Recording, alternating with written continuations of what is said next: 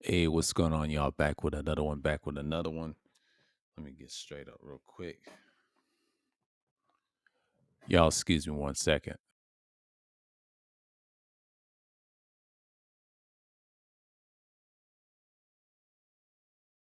Have my headphones stuck to my little face.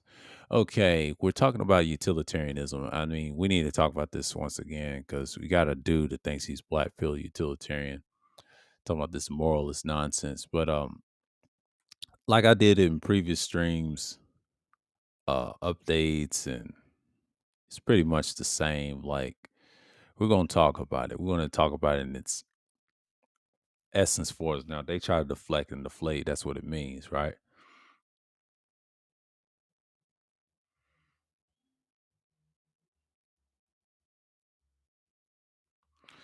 Yeah, it's got its pros and cons.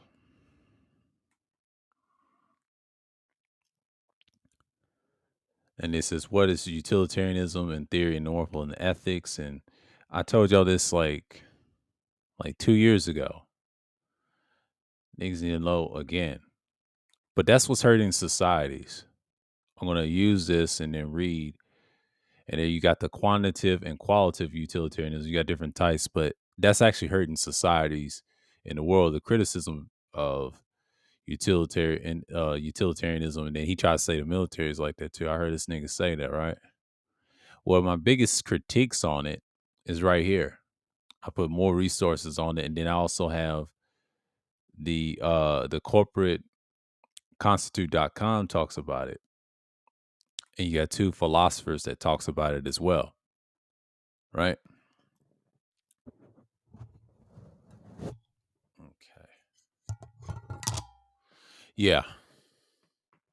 So mainly I'm just saying this is pretty much normal.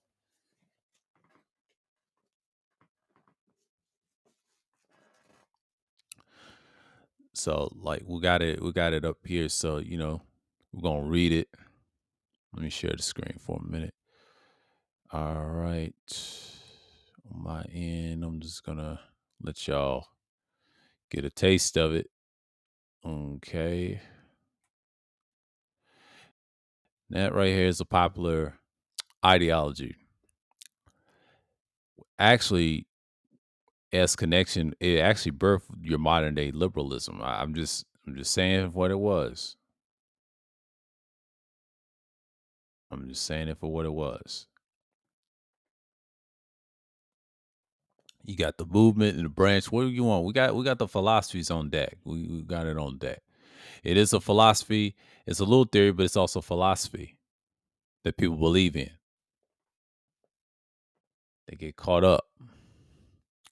It's an ideal action determined by its contribution to the overall utility and maximize happiness or pleasure, but summoned among all people.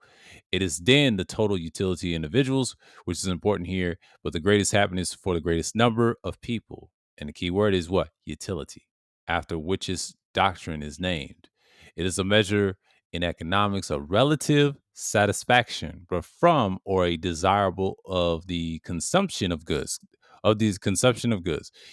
Utilitarianism can thus be described as a quantitative and reductionist approach to ethics. It can be. And it's hedonistic. They try to say it ain't hedonistic. This nigga said it's not hedonistic. Okay, let's read it right here. You got the quantitative utilitarianism. I got the philosophy in the background reading it as well. You're going to hear me saying this back and forth. Okay, qualitative utilitarianism or Bethamite utilitarianism is a branch of utilitarianism. This was developed out of the work of Jeremy Bentham, 1747, 1832, an English economist, economist, political scientist, and legal scholar and social reformer. Well, quantitative utilitarianism is concerned with the aggregated utility maxing the overall happiness of everyone and uses hedonic calculus to determine the rightness or wrongness of actions. Bentham's is fundamentally a maximum states that is the greatest happiness, the greatest number. See, they said what? Hedonic hedonic calculus. I want y'all to hear that. That's what it says for these dummies in that so-called space supporting that fake clan. We'll get right into it. Also, the philosophic calculus was developed by Bentham in his 1789 text, The Introduction to the Principles of Morals and Legislation. But according to the quantitative utilitarianism, every action results in some amount of pleasure, but some amount of pain for an individual. Hedonic calculus aggregators the individual pleasure and pains on the basis of the intensity of duration of certainty, procongruity, or fecundity, impurity, and extent. That's quantitative utilitarianism. That's from Jeremy Bentham and the Benthamite utilitarian type people, right? See, your grandmaster, clown ass BGS, will not mention this part. He'll try to use a little bit of it, but he never mentions the quantitative. He don't explain philosophy to people like these dumb niggas that don't know. And they ask, he always come with different philosophies, but he doesn't break down the meanings. My issue with it, the reason I talked about it on 2 years ago is to challenge his statement on it. He tried to argue me with it on Art of Bitchmore's.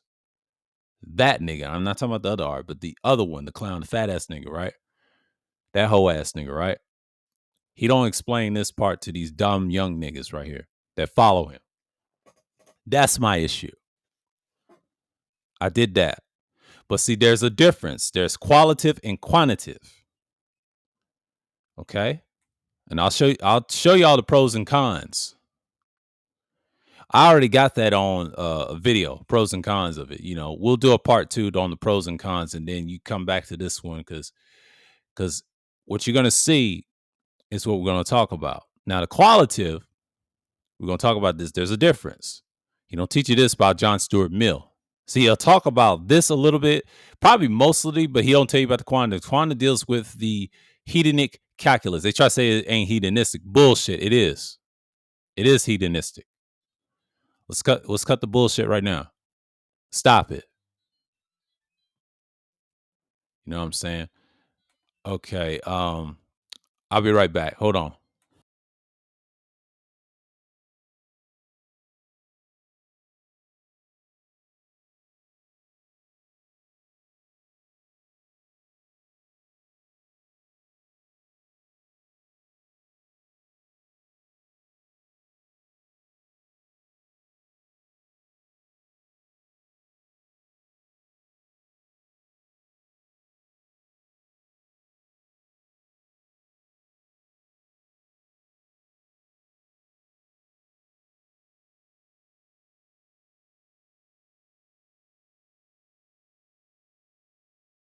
But yeah, I'm just trying to get back into it. Yeah, it was just a phone call. Fucking scammers. But anyways, trying to hear me when I was flowing. I should have flowed right through that shit. But anyways. Uh let's see. Yeah, the qualitative. He'll talk about this, but he'll never talk about the quantitative. It is hedonic calculus. I put this up here. Hedonistic. And we got the philosophy to back it up. What it's saying. Okay, here's the quality. And it talks about this too. I got both of these, the movement and the branch of it. Okay. Qualitative utilitarianism is a branch of utilitarianism that arose from the work of John Stuart Mill. Utilitarian philosopher, also a liberal philosopher, by the way, but he used utilitarianism to create liberalism along with the so-called founding fathers that studied this philosophy as well.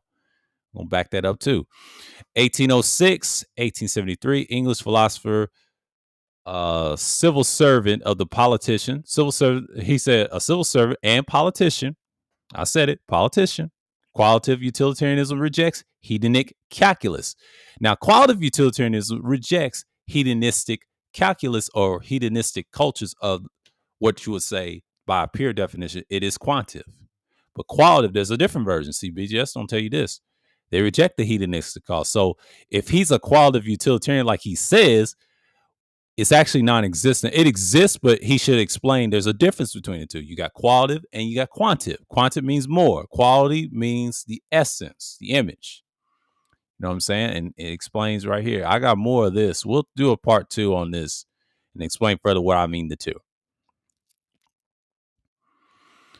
Mill argues that certain pleasure and pain were a greater consequence than others, but even if there was no quantifiable proof of their increase in importance, but he argued that the higher pressures could only be recognized by those who have experienced them.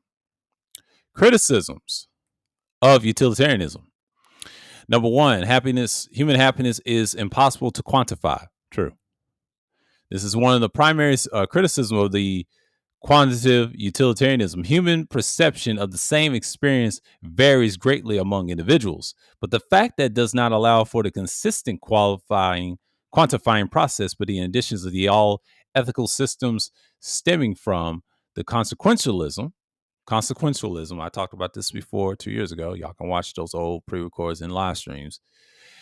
The belief of the actions that are judged on the basis of their consequences are limited by the ability to the guess of the future consequences present actions, but the aggregate. Number two, aggregated measures of happiness ignore disparate aspects. Consider three actions, X, Y, and Z's, the effects each actions on five individuals, and that's the happiness chart you see. We ain't gonna get into that. So I've talked about it before. The motives behind are ignored, of course, more resources. And this is basically what I'm talking about. They said, what is utilitarianism? And yes, it's a normative theory of ethics, but it states that the ethical and moral justness of the action depends on only consequences of the action and actions, but increases everyone's utility is morally and ethically just. Whereas an action which is decreases everyone's utility is morally and ethically unjust. Utility is a term used by classical ethical theorists and philosophers to describe happiness and well-being. See, that's what they explain by utilitarianism. But this is actually good too. You can read this. It's called the fin- uh, Corporate Finance Institute. Corporate Finance Institute got greater thoughts on this, and then you also deal with the philosophy basics. I'm giving you basic knowledge of what it is. A lot of niggas don't know when they follow these clown niggas that think they're philosophers, but they're a joke, man. And we'll read some of the basics, and we'll leave this on the screen that I'm sharing back up, and y'all seen this before, and then it explains also utilitarian states form basis that the pleasure, happiness, you also, I'm still reading it, are intrinsically valued, but the pain and suffering are intrinsically disvaluable, but that anything else has the only value causing happiness, preventing suffering, but instrumental or means to an end. This focus on happiness or pleasure as the ultimate end of moral decisions makes it a type of hedonism. It is sometimes known as hedonistic utilitarianism.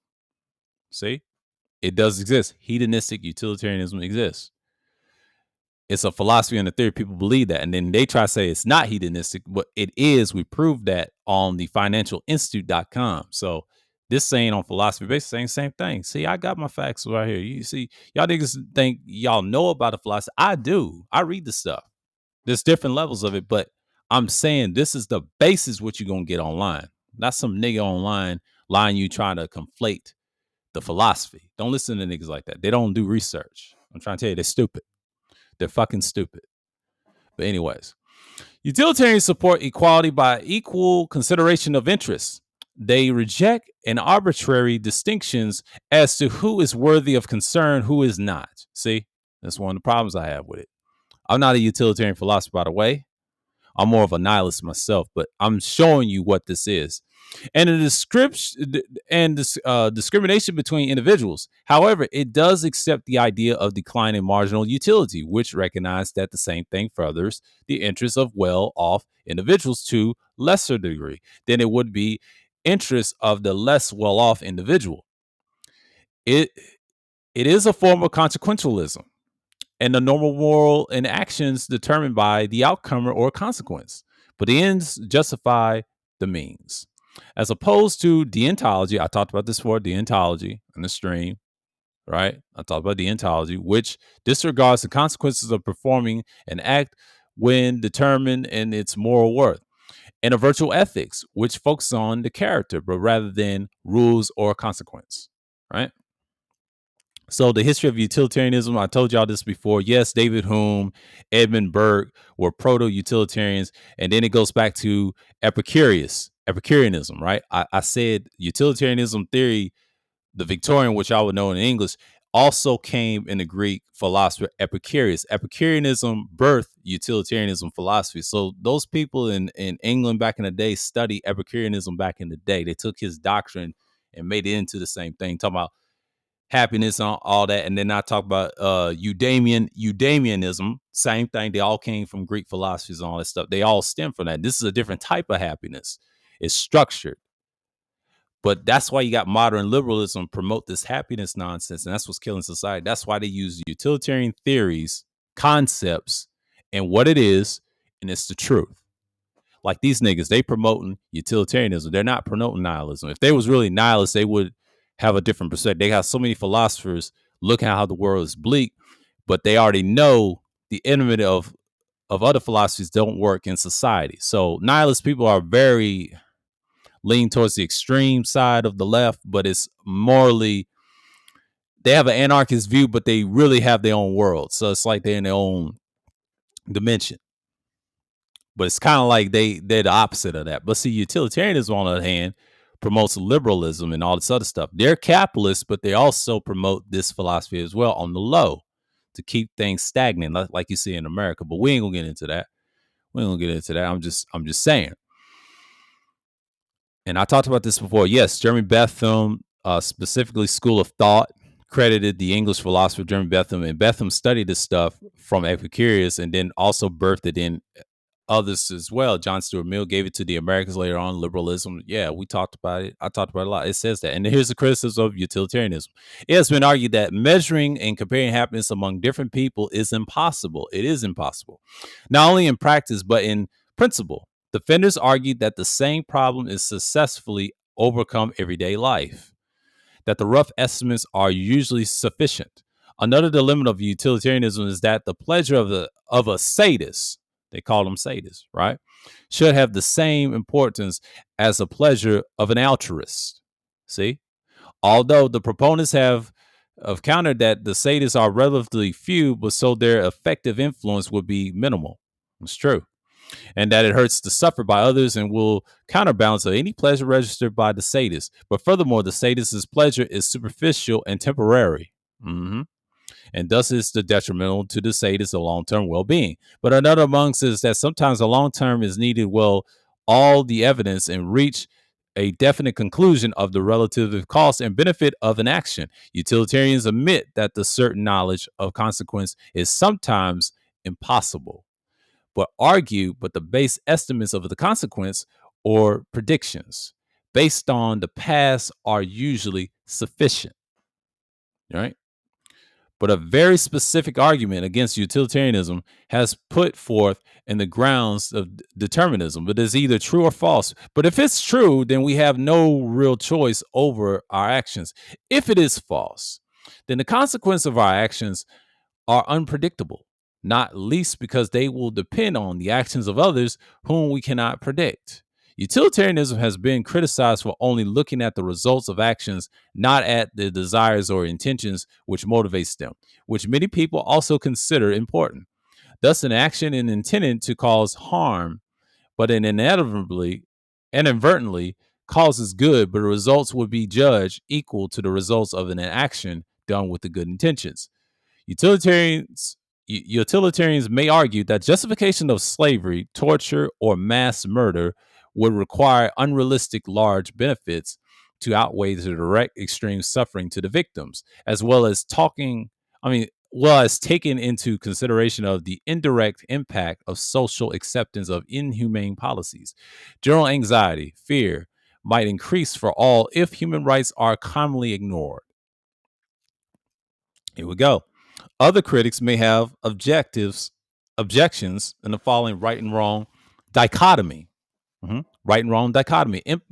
Implicit in utilitarianism, whereby a good act or charitable donation may be branded as wrong as action there are is an alternative donation to more efficient charity. Utilitarianism does not take account of the fact of the human nature. is dynamic and changing. So the concept of a single utility for all humans is one dimensional, and they're not useful. Utilitarians no no no ultimate justification for primarily valuing valuing pleasure other than the tautological, and on this is the way it should be. Some consequentialists consider that although happiness and importance of the consequence, other than consequence, such as justice, equality, should be also valued, takes into consideration, regardless of whether they increase happiness or not. See? That's the criticisms of utilitarianism on philosophy basis I just read. Of course, types of utilitarianism, I told you, ACT deals with faces with choices first, consider the consequence, potential actions. They got different types. They're very similar to ACT utilitarianism. Okay, you got the two level. It states normally should be used intuitive and moral thinking in a form of rule utilitarianism. That's what two level, they're similar to rules. So that's two level utilitarianism. Then you got the motive utilitarianism right here, the different segments of philosophy of here. Then you got the total. This is unrealistic. Most people will never reach total because there's some cons there. This is a wet dream for utilitarians, by the way. Advocates measuring the utility of a population based on the total utility of its members. But however, it's been argued that it leads to a repugnant conclusion, which an enormous population whose individual lives are barely worth living is considered preferable to a smaller population with good lives. See, that's total utilitarianism. That's their philosophy. They believe everybody should be happy, but that don't work that way because you got people in secret societies and shall I say, unseen bullshit they be on, clandestine politics. It will never happen. That's the cover by them pushing this to you, the people at the top and the sins of Esau. They push that nonsense on you because we know that doesn't work. That's the illusion that America pushes. I told you right there, total utilitarianism right there. And then you got your average, typical. Most people are average, negative utilitarians also. What I say, the different types of utility, that's what they are. And sentient utilitarianism, well-beings, and all that stuff. But when you get to the total, the biggest criticism, it will never work because you got niggas pushing this in certain spaces. But enough on that. I explain, and we'll do part 2 and explain the pros and cons of it because I don't make this a part series, but we'll do 3 parts of this, right? Because we're gonna talk about it this month. We're gonna talk about this heavily this month because I believe when you talk about utilitarianism in its proper form, you know the basics of ethics is what we're talking about. So I hope y'all enjoy this recording or whatever, and we'll do a part 2 next Wednesday. I hope y'all enjoy. Until next time, the people of Israel get this knowledge or whatever, and be aware of what's going to happen in the near future. Also, stay blessed up and then keep Yah's word and law, statutes, commands, and judgments. Until next time, signing off, and I'm out.